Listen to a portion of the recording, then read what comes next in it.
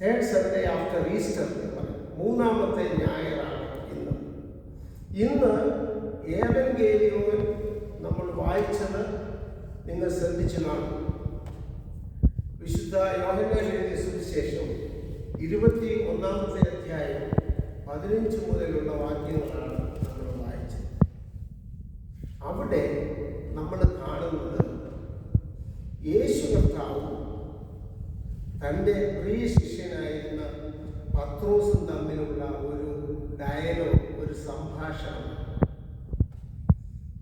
കഴിഞ്ഞ ആഴ്ചത്തെ നമ്മളിവിടെ കൂടിയില്ലെങ്കിൽ പോലും കഴിഞ്ഞ ആഴ്ചത്തെ ഏവങ്കേലിയോൻ എന്ന് പറയുന്നത് 21-ാമത്തെ അധ്യായം 1 മുതലുള്ള വാക്യങ്ങളാണ്.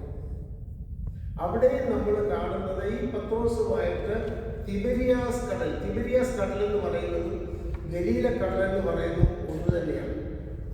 ഈ ഗലീല കടലിന്റെ തീരത്ത് വെച്ച് പത്രോസുമായിട്ടുള്ളൊരു സംഭാഷണമാണ് നമ്മൾ ഏവങ്കേലിയോനായിട്ട് വായിച്ചു കേട്ടത്. ഈ ഭാഗം വായിച്ചപ്പോൾ എൻ്റെ മനസ്സിലൂടെ വന്ന ചിന്ത, ആർക്കൊക്കെയാണ് പ്രത്യക്ഷനാകുന്നത്? മാനുഷികമായിട്ട് നമ്മൾ ചിന്തിക്കുകയാണെങ്കിൽ യേശു കർത്താവ് ഉയർത്തെഴുന്നേറ്റ് വന്നപ്പോൾ ആദ്യം പോയി കാണേണ്ടത് ആരെയെന്നറിയാമോ? വാശി തീർക്കേണ്ടത് പീലാത്തോസിന്റെ അടുക്കൽ ചെന്ന്, പീലാത്തോസെ, നീ എന്നെ ക്രൂശിക്കാൻ അനുവദിച്ചത് താൻ ഉയർത്തെഴുന്നേറ്റു. കയ്യഫാവിന്റെ അടുക്കൽ ചെന്ന്, മഹാപുരോഹിതന്മാരുടെ അടുക്കൽ ചെന്ന്, യേശു കർത്താവിനെ ആരൊക്കെ ക്രൂശിപ്പാൻ ഏൽപ്പിച്ചു അവരുടെ അടുക്കൽ ചെന്ന് കഴിഞ്ഞ റിറ്റാലിയേഷൻ, ഒരു തിരിച്ചു എന്ന് വേണമെങ്കിൽ ചോദിക്കാൻ പറ്റും. മാനുഷികമായിട്ട് ചിന്തിക്കുമ്പോൾ അങ്ങനെയാണ് നമ്മൾ മനസ്സിലാക്കുന്നത്. എന്നാൽ ഉയർത്തെഴുന്നേറ്റ കർത്താവ് പ്രത്യക്ഷനാകുന്നത് ആർക്കൊക്കെയാണെന്ന് വളരെ വ്യക്തമായ സുവിശേഷം പറയും. തന്നെ തള്ളി പറഞ്ഞവരുടെ അടുക്കൽ കർത്താവ് ചെയ്തു. ഭയചകിതരായിരിക്കുന്ന ശിഷ്യന്മാരുടെ അടുക്കൽ കർത്താവ് ചെല്ലുന്നു. പാവപ്പെട്ട കല്ലറയിൽ വന്ന പാവപ്പെട്ട സ്ത്രീകളുടെ അടുക്കൽ ഉയർത്തെഴുന്നേറ്റ കർത്താവ് ചെല്ലുന്നു. ചുരുക്കം പറഞ്ഞാൽ ഡിജക്റ്റഡ് ആയിട്ടുള്ളവര്, ഉപേക്ഷിക്കപ്പെട്ടിട്ടുള്ളവര്, ലാസ്റ്റ്, ലോസ്റ്റ് ആൻഡ് ലീസ്റ്റ് എന്ന് വേണമെങ്കിൽ പറയാം. അങ്ങനെയുള്ളവരെയാണ് നമ്മുടെ കർത്താവ് അന്വേഷിച്ചു വരുന്നത്.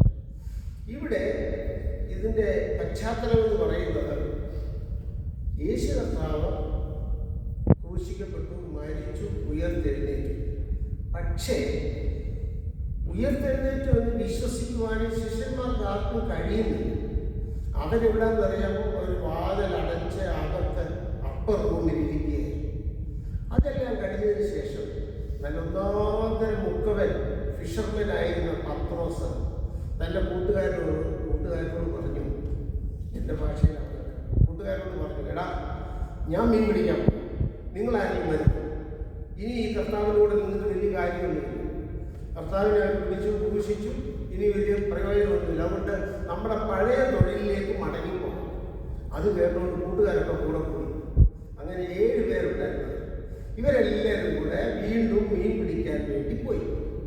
അവിടെ നമ്മൾ കാണും 21-ാമത്തെ അധ്യായം വീട്ടിൽ ചെന്നാണെങ്കിലും ഒന്ന് വായിച്ചു നോക്കും. അവിടെ നമ്മൾ കാണുന്നത് ഈ പത്രോസും കൂട്ടരും കൂടെ രാത്രി മുഴുവൻ മീൻ പിടിക്കുകയാണ്. പക്ഷേ ഞങ്ങളുടെ നാട്ടിലെ കോട്ടയത്തേക്ക് മലയാള ഭാഷയിൽ പറയും ഒരു വട്ടാനെ പോലും കിട്ടിയില്ല. അതായത് മീൻ പിടിക്കാൻ പോയിട്ട് പത്രോസിന് കൂട്ടർക്കും ഒന്നും കിട്ടിയില്ല എന്ന് വേദപുസ്തകത്തിൽ എഴുതിയിട്ടുണ്ട്. അതിൻ്റെ ഗലീല കടലിൻ്റെ മുക്കും മൂലയും അറിയാവുന്ന ആളാണ് പത്രോസ്. എത്ര മിടുക്കനാണെങ്കിലും സമർത്ഥനാണെങ്കിലും ശരി, വിതൗട്ട് ക്രൈസ്റ്റ്, യേശുവിനെ കൂടാതെ പഴയ പണിക്ക് പോവാം. പത്രോസിനെ ഒരിക്കൽ യേശു കർത്താവ് മുക്കുവരായിട്ടുള്ള പത്രോസിനെ യേശു കർത്താവ് വിളിച്ചതാണ്, ഫോളോ മീ, എന്നെ അനുഗമിക്കാന്ന് പറഞ്ഞപ്പോൾ പടവും വലയും വിട്ടിട്ട് യേശുവിനെ അനുഗമിച്ച ആളാണ് പത്രോസ്. ഇന്നു മുതൽ ഞാൻ നിന്നെ മനുഷ്യനെ പിടിക്കുന്നവരാകുമെന്ന് കർത്താവ് പറഞ്ഞു. ഇതുവരെ നീ മീൻ പിടുത്തക്കാരനായിരുന്നു, ഇനി നിന്നെ മനുഷ്യനെ പിടിക്കുന്നവരാകുമെന്ന് പറഞ്ഞ് അവനെ പിടിച്ച് കൂടെ കൊണ്ട് നടന്നതാണ്. അങ്ങനെ 3.5 വർഷം കൂടെ കൊണ്ട് നടന്ന പത്രോസിന് ഈ യേശു കർത്താവ് ആരാണെന്ന് മനസ്സിലായില്ല. അങ്ങനെ അവരെ ഞാൻ അധികം ദീർഘിപ്പിക്കുന്നില്ല. അങ്ങനെ അവർ മീൻ പിടിക്കാൻ പോയി. രാത്രി മുഴുവൻ അധ്വാനിച്ചു. രാത്രി മുഴുവൻ ഈ മുക്കോന്മാർ അധ്വാനിച്ചിട്ട് ഒന്നും കിട്ടിയില്ല. അവിടെ നമ്മൾ കാണുന്നത് പ്രഭാതം ആയപ്പോൾ, അതിരാവിലെ സമയത്ത്, വേണമെങ്കിൽ ഇരുട്ടുള്ളപ്പോൾ വേണമെങ്കിൽ പറയാം, അതിരാവിലെ സമയത്ത് ഇവർ ഈ ക്ഷീണിക്കുന്നതും അവശതയിലാകുന്നതും കണ്ടുകൊണ്ടൊരു മനുഷ്യൻ ആ കടൽ പുറത്ത് നിൽക്കുന്നു.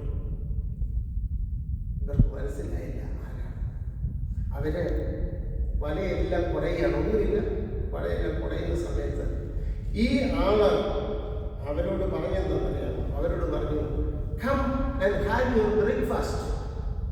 വന്ന് പ്രാതൽ കഴിച്ചുകൊള്ളുകയും. അവരങ്ങ് പണ്ടടിച്ചു. എടാ, ഇതാരാ പറയുന്നത്? ഞങ്ങളോട് ഈ പറയുന്നത്? ശാരീരികമായിട്ടൊരു ക്ഷീണിതരാണ്, രാത്രി മുഴുവൻ അധ്വാനിച്ചത്. മാനസികമായിട്ട് സൈക്കോളജിക്കലായിട്ട് അവർ ക്ഷീണിതരാണ്. ഇനി അവർക്ക് ലീഡറില്ല. അങ്ങനെ ക്ഷീണിച്ച് ശാരീരികമായും മാനസികമായും ക്ഷീണിച്ചിരിക്കുന്ന പത്രോസിനോടും കൂട്ടരോടും യേശു കർത്താവ് പറയുന്നത്, come and have your breakfast എന്ന് പറയുന്നതായിട്ട് നമ്മൾ കാണുന്നു. അവര് ബ്രേക്ക്ഫാസ്റ്റ് കഴിക്കാൻ വേണ്ടി ഇയാൾ പറഞ്ഞതനുസരിച്ച് അവിടെ ചെന്ന് കഴിഞ്ഞിട്ട് അവിടെ എഴുതിയിരിക്കുന്നത്, യേശു അവരോട് പറഞ്ഞു, പ്രാതൽ കഴിച്ചുകൊള്ളുകയും. 12-ാമത്തെ വാക്യത്തിലുണ്ട്, ശിഷ്യന്മാരിൽ ആരും ഒരുത്തരും നീ ആര് എന്ന് അവനോട് ചോദിച്ചില്ല. അവിടെ എഴുതിയിരിക്കുന്ന അവര് വന്നപ്പോൾ എന്താണെന്നറിയാമോ? തീക്കനലും അതിന്മേൽ മീൻ വെച്ചിരിക്കുന്നതും അപ്പവും കണ്ടു. അവർ അതിരാവിലെ വിശപ്പോടുകൂടി ക്ഷീണിതരായിട്ട് വരുമ്പോൾ കാണുന്നത് ഫിഷ് ബാർബിക്യൂ. ഞാൻ ഓർക്കത് ലോകത്തിലെ ആദ്യത്തെ ബാർബിക്യൂ കർത്താവാണ്. ഫിഷ് ബാർബിക്യൂ അവർക്കുണ്ടായിരുന്നു. നല്ല ഫിഷ് ബാർബിക്യൂ കൊണ്ട് അപ്പവും കൊണ്ട് വന്ന് കഴിച്ചോളാം. നിങ്ങൾ ക്ഷീണിതരല്ലേ? വന്ന് കഴിക്കാൻ പറഞ്ഞു. അവർ വന്ന് കഴിച്ചു. ക്ഷീണമൊക്കെ മാറി അവരൊന്ന് നോർമലായിരുന്നു. അതിനുശേഷമാണ് ഇന്നത്തെ സുവിശേഷത്തിൻ്റെ പ്രസക്തി എന്ന് പറയുന്നത്, ഇമ്പോർട്ടൻസ് എന്ന് പറയുന്നത്. ഇന്ന് വായിച്ചു തുടങ്ങിയത് after they had their breakfast കഴിഞ്ഞ് പ്രാതൽ കഴിഞ്ഞ ശേഷം അവരുടെ ലീഡറാണ് നമുക്കറിയാം. അല്ലെങ്കിൽ നമുക്ക് എല്ലാവർക്കും അറിയാം ആരാ ലീഡർ. പത്രോസാണ് ലീഡർ. പത്രോസിനെ ഇങ്ങോട്ട് മാറ്റി പിടിച്ചിട്ട് കർത്താവ് ഒരു ചോദ്യം ചോദിച്ചു. എന്തോ കർത്താവ് ചോദിച്ച ചോദ്യം എന്നറിയാമോ? അവനോട് ചോദിച്ച ചോദ്യം എന്ന് പറയാം, Simon son of John, do you love me? യോഹന്നാന്റെ മകനായ ശിമോനെ, നീ എന്നെ സ്നേഹിക്കുന്നുവോ എന്ന് ചോദിച്ചു. അപ്പോൾ ഇവൻ പറഞ്ഞു, ഉവ്വ് കർത്താവേ, യെസ് ലോർഡ്, ഞാൻ നിന്നെ സ്നേഹിക്കുന്നുണ്ട് എന്ന് പറഞ്ഞു. അതിനുശേഷം യേശു കർത്താവ് അവനോട് വീണ്ടും അതേ ചോദ്യം റിപ്പീറ്റ് ചെയ്തു. Simon son of John, do you love me more than these? ഇവരെക്കാളൊക്കെ നീ എന്നെ സ്നേഹിക്കുന്നുണ്ടോ എന്നൊരു ചോദ്യം. അന്നേരവും പറഞ്ഞു, ഉവ്വ് കർത്താവേ, ഞാൻ നിന്നെ സ്നേഹിക്കുന്നുണ്ട് എന്ന് പറഞ്ഞു. വീണ്ടും മൂന്നാമത് ഒരു പ്രാവശ്യം ചോദിച്ചു, Simon son of John, do you love me എന്ന് ചോദിച്ചു. അവിടെ സുവിശേഷകാരൻ രേഖപ്പെടുത്തിയിരിക്കുന്നത്, നീ എന്നെ സ്നേഹിക്കുന്നുവെന്ന് മൂന്നാമത്തെ പ്രാവശ്യം ചോദിച്ചപ്പോൾ he was grieved, അവൻ ദുഃഖിച്ചു, കരഞ്ഞു എന്ന് സുവിശേഷകാരൻ രേഖപ്പെടുത്തിയിട്ടുണ്ട്. നിങ്ങൾക്കറിയാമോ എന്തിനവൻ കരഞ്ഞു, എന്തിനവൻ ദുഃഖിച്ചത്? നിങ്ങൾക്കറിയാമോ? മൂന്നാം പ്രാവശ്യം ചോദിച്ചത് നിങ്ങൾക്കറിയാം. നിങ്ങൾ എന്നോട് പറയുന്നില്ലെന്ന് മാത്രം. അതായത്, ഞാൻ നിന്നോടുകൂടെ മരിക്കേണ്ടി വന്നാൽ ഞാൻ നിന്നെ തള്ളി പറയത്തില്ല, ഉപേക്ഷിക്കത്തില്ലെന്ന് പെസഹ വ്യാഴാഴ്ച രാത്രിയിൽ, ദുഃഖവെള്ളിയാഴ്ചയ്ക്ക് തൊട്ട് മുൻപിൽ, യേശുവിനെ കുറിച്ചിരിക്കുന്നതിന് തൊട്ട് മുൻപിലത്തെ രാത്രിയിൽ ആണയിട്ട് പറഞ്ഞതാണ്. ഈ ശിഷ്യന്മാരെല്ലാം നിന്നെ ഉപേക്ഷിച്ചാൽ ഞാൻ നിന്നെ ഉപേക്ഷിക്കത്തില്ല. കർത്താവ് അവരോട് അന്ന് പറഞ്ഞതാണ്. ഇന്ന് പ്രഭാതത്തിലെ കോഴി കൂന്നതിന് മുൻപേ നീ എന്നെ 3 വട്ടം തള്ളി പറയുന്ന കർത്താവ് ഒരു വാണിംഗ് കൊടുത്താണ്. ഈ ഫോർഗോട്ട് എവരിത്തിങ്. അവനും കൂടെ പുറകെ അവിടെ സുവിശേഷത്തിൽ രേഖപ്പെടുത്തിയിരിക്കുന്നത്, യേശുവിനെ പിടിച്ചുകൊണ്ട് പോകുമ്പോൾ ഇവൻ ദൂരം വിട്ട് അനുഗമിച്ചുകൊണ്ട് സുവിശേഷത്തിലെ he kept a distance. യേശുവിനോടൊപ്പം നടക്കാതെ ഇച്ചിരി പുറകിൽ നടന്നു. നമുക്കറിയാം, ഒപ്പം നടന്നാൽ അവരെ പിടിക്കുമെന്നറിയാം. കൂടെയുള്ള പ്രധാനപ്പെട്ട ശിഷ്യൻ ഏതായാലും അവൻ മാറിപ്പോയിരുന്നു. നമുക്കതെല്ലാം അറിയാം. അവിടെ കയ്യഫാവിന്റെ മുൻപിൽ യേശു വിചാരണ ചെയ്യുമ്പോൾ ഒരു വേലക്കാരി സ്ത്രീ എന്ന് പറഞ്ഞ് ഇവന്റെ മുഖഭാവം കണ്ടിട്ട്, ഇവന്റെ നേച്ചറൊക്കെ കണ്ടിട്ട് ഇവൻ ഗലീലക്കാരനാണ് തോന്നുന്നു. യേശുവിനോട് കൂടെ നടന്നതാണ്. ഇവൻ 2 കൈയും തലയെ വെച്ച് പറഞ്ഞു. അങ്ങനെ എഴുതിയിട്ടില്ല. 2 കൈയും തലയെ വെച്ച് പറഞ്ഞു, ഞാനവനെ അറിയുന്നില്ല. രണ്ടാമത് ഒരാൾ വന്ന് എഴുതിയിട്ടുണ്ട്, വേലക്കാരൻ. രണ്ടാമത് ഒരാൾ ചോദിച്ചു, നിന്നെ കണ്ടിട്ട് ഇല്ലേ, നമ്മളെ കാണുമ്പോൾ ചെല്ല് പറയുന്നില്ല, ജർമ്മനിയിലാണെങ്കിൽ കണ്ടിട്ട് കേരളക്കാരനാണ് തോന്നുന്നത്, മലയാളിയാണ് തോന്നുന്നു പറയുന്നത്. നിന്നെ കണ്ടിട്ട് നിന്റെ ഭാവം കണ്ടിട്ട് നീയും ജീവനോട് കൂടെ ഉള്ളവനായിരുന്നു തോന്നുന്നു എന്ന് പറഞ്ഞപ്പോൾ രണ്ടാമത് ഇവൻ പറഞ്ഞു, എനിക്ക് ഇയാളെ അറിയത്തില്ല, നീ എന്താ പിച്ചുമ്പയും പറയുന്നത്. വീണ്ടും അവിടെ തന്നെ ഇരിക്കുക, തീ കാഞ്ഞുകൊണ്ടിരിക്കുകയാണ്. ഇങ്ങനെ അവിടെ നല്ല തണുപ്പുള്ള സമയമാണ് പലസ്തീൻ. ആ തണുപ്പുള്ള സമയത്ത് യേശു കർത്താവ് ന്യായാധിപന്റെ മുൻപിൽ നിൽക്കുക. അതിന്റെ സമീപത്താണ് ഇങ്ങനെ ഇരിക്കുന്നത്. ഇരുന്നുകൊണ്ട് അവൻ വീണ്ടും അവനോട് പറഞ്ഞു, മൂന്നാമത്തെ പ്രാവശ്യം ഒരു സ്ത്രീ വന്ന് പറഞ്ഞു, നിന്നെ കണ്ടിട്ട് നീ ഗലീലക്കാരനാണ്. ഇവൻ പറഞ്ഞു, ഇല്ല, ഞാൻ അവനെ അറിയത്തില്ല. ആ സമയത്ത് യേശു അവനെ നോക്കി എന്ന് സുവിശേഷത്തിൽ അവനെ ഒന്ന് നോക്കി. കർത്താവ് ന്യായാധിപന്റെ മുൻപിൽ അനങ്ങിയിട്ടില്ല, മിണ്ടിയിട്ടില്ല. ആ സംഭവമാണ് ഞാൻ ഇങ്ങനെ ഓർമ്മിച്ചത്. അതിനുശേഷം യേശു കർത്താവ് വന്ന് ഉയർത്തെഴുന്നേറ്റ കർത്താവ് വന്ന് അവനോട് റിപ്പീറ്റ് ചെയ്ത് ചോദിക്കുകയാണ്, ഡു യു ലവ് മീ? വേദപുസ്തക ചിന്തകന്മാർ പറയുന്നത് ആ 3 പ്രാവശ്യത്തെ ചോദ്യം 3 രീതിയിൽ ഇന്റർപ്രറ്റ് ചെയ്യാം, വ്യാഖ്യാനിക്കാമെന്നാണ് പറയുന്നത്. നിങ്ങൾ ശ്രദ്ധിക്കണം. ഒന്നാമത് ചോദിക്കുന്നത്, Simon son of John, do you love me more than these your friends? എൻ്റെ കൂട്ടുകാരെല്ലാം കൂടെ നിൽക്കണം. അപ്പോൾ ഇവൻ ചോദിക്കുന്ന, യേശു കർത്താവ് ചോദിക്കാതെ, Simon son of John, do you love me more than these your friends എന്ന് പറഞ്ഞാൽ, ഈ നിൽക്കുന്ന കൂട്ടുകാരെക്കാൾ അധികമായി നീ എന്നെ സ്നേഹിക്കുന്നു. നിന്റെ കൂട്ടുകാരെ നീ സ്നേഹിക്കുന്നതുകൊണ്ടാണല്ലോ അവരെ വിളിച്ചുകൊണ്ട് വന്ന് മീൻ പിടിക്കാൻ.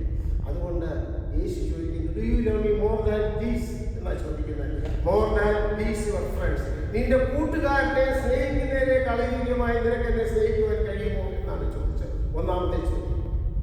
രണ്ടാമത്തെ ചോദ്യം ചോദിക്കുന്നത്, Simon son of John, do you love me more than they love me? അവിടെ പറയുന്നത്, നിന്റെ കൂട്ടുകാർ എന്നെ സ്നേഹിക്കുന്നതിനേക്കാൾ അധികമായി നിനക്ക് എന്നെ സ്നേഹിക്കണം. അത് ഡിഫറൻസ് തിരിച്ചറിയണം.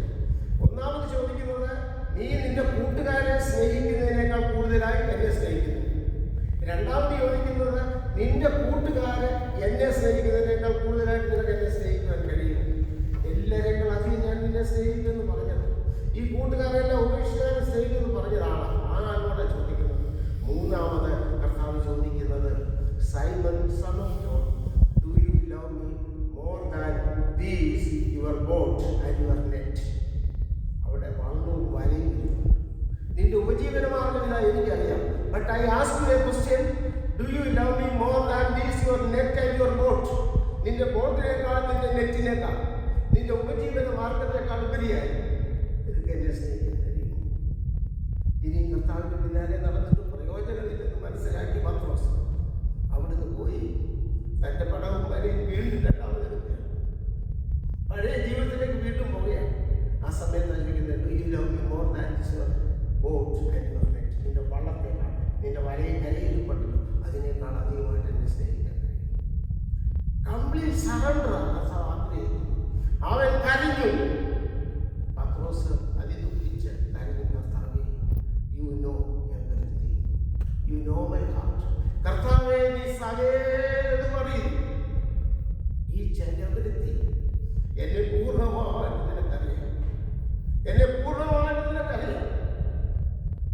ഞാൻ തെറ്റിപ്പോയവരാണെന്ന് കൊണ്ട് നിനക്കറിയാം, കുഴപ്പം കാണിച്ചവരാണെന്ന് നിനക്കറിയാം. അതുകൊണ്ട് കംപ്ലീറ്റ് സറണ്ടർ. ആ സമയത്താണ് യേശുവിനോട് പറയുന്നു, ഫീഡ് മൈ ലാംബ്, എൻ്റെ ആടുകളെ നീ മേയ്ക്കണം എന്ന് പറയുന്നു. പിന്നെ രണ്ടാമത് പറയുന്നു, ടെൻഡ് മൈ ഷീപ്പ്, എൻ്റെ ആടുകളെ നീ പാലിക്കണമെന്ന് പറയുന്നു. പത്രോസേ, നീ പിന്മാറ്റത്തിൽ പോയെങ്കിലും നിന്നെ ഞാനൊരു പുതിയ ചുമതല ഏൽപ്പിക്കുകയാണ്. Jesus wants to reinstate Peter. Jesus wants to restore Peter. പിന്നോക്കം പോയ ആളിനെ, പുറകോട്ട് പോയ ആളിനെ വീണ്ടും കൊണ്ടുവന്ന് യഥാസ്ഥാനപ്പെടുന്നു. നമ്മൾ വായിക്കുന്നുണ്ട് സങ്കീർത്തനം. നമ്മൾ വായിക്കുമ്പോൾ സങ്കീർത്തനക്കാരൻ്റെ 80-ാമത്തെ സങ്കീർത്തനം 3-ാമത്തെ വാക്യത്തിൽ എഴുതിയിട്ടുണ്ട്, റെസ്റ്റോർ us O Lord. യഹോവേ, ഞങ്ങളെ യഥാസ്ഥാനപ്പെടുത്തണം. ഞങ്ങൾ സ്ഥാനം തെറ്റിയവരാണ്, കുഴപ്പം കഴിച്ചവരാണ്, മാറിപ്പോയവരാണ്, പിന്മാറ്റത്തിൽ പോയവരാണ്. ബ്രിങ് us ബാക്ക്, ഞങ്ങളെ യഥാസ്ഥാനപ്പെടുത്തണം. ഇന്ന് ദൈവം നമ്മുടെ മധ്യത്തിലുണ്ട്. അവനേക്കാൾ അധികമായി ഒന്നിനെ സ്നേഹിക്കുവാൻ നമുക്ക് അവകാശം. മുൻപേ ദൈവത്തിൻ്റെ രാജ്യവും നീതി അന്വേഷിക്കണം, അതോടുകൂടി സകലവും തരാമെന്ന് പറഞ്ഞു. അതുകൊണ്ട് നമ്മെക്കുറിച്ച് ദൈവം ആഗ്രഹിക്കുന്നത് ഒരു കംപ്ലീറ്റ് സറണ്ടറാണ് എന്ന് ഓർക്കേണ്ടതായിട്ട്. ഇവിടെ പത്രോസിനോട് പറഞ്ഞു, Simon son of John, do you love me more than these your friends? Simon son of John, do you love me more than they love me? വീണ്ടും ചോദിക്കുന്നു, Simon son of John, do you love me more than these your boat and your net? നിനക്കുള്ളതിനേക്കാളധികമായി നിനക്ക് എന്നെ സ്നേഹിക്കാൻ കഴിയും. നിന്റെ കൂട്ടുകാരെക്കാളധികമായി നിനക്ക് എന്നെ സ്നേഹിക്കാൻ കഴിയുമോ? നിന്റെ കൂട്ടുകാരെ എന്നെ സ്നേഹിക്കുന്നതിനേക്കാൾ ഉപരിയായി നിനക്ക് എന്നെ സ്നേഹിക്കാൻ കഴിയും. What is your priority in our life? നമ്മുടെ മുൻഗണന എന്തിനാണ്? എൻ്റെ വീട്, എൻ്റെ കുഞ്ഞുങ്ങളെന്നുള്ളതല്ല പലപ്പോഴും. അത് കഴിഞ്ഞിട്ട് വേണമെങ്കിൽ സമയമുണ്ടെങ്കിൽ ദൈവത്തിൻ്റെ കാര്യമാണ്. അല്ല, ദൈവത്തിൻ്റെ രാജ്യം അന്വേഷിക്കുമ്പോൾ അതോടുകൂടി സകലവും തരാമെന്ന് അവൻ വാഗ്ദത്തം ചെയ്തിട്ടുണ്ട്.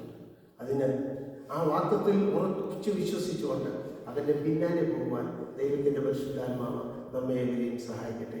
ഇപ്പോൾ പിതാവായ ദൈവത്തിനും പുത്രനായ ദൈവത്തിനും പരിശുദ്ധാത്മാവായ ദൈവത്തിനും സകല ബഹുമാന മഹത്വം കാലാവസാനം കൂടാതെ ഉണ്ടായിരിക്കട്ടെ.